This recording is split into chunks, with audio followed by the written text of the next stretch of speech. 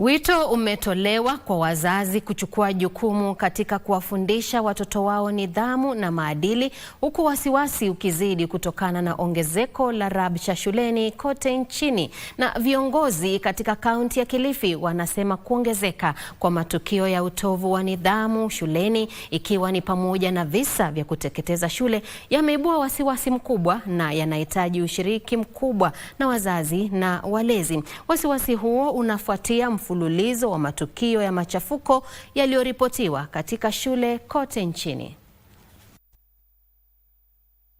Wewe mzazi mwenzangu, njoo ukae na mtoto wako ili kwamba hizi shule ambazo tumezijenga wakati wa Kazungukambi, zile shule ambazo tumezijenga huu wakati huu tuko na PK, ziwe salama, kwa sababu hawa watoto wamekuwa zaidi ya magaidi. Na nakwambia hivi, kama mtoto wako ni gaidi, mtoe na mapema. Operations zenye zinafanywa Malindi, Kakoneni, alafu watoto wao wakora wengine wanakuja kujificha huku.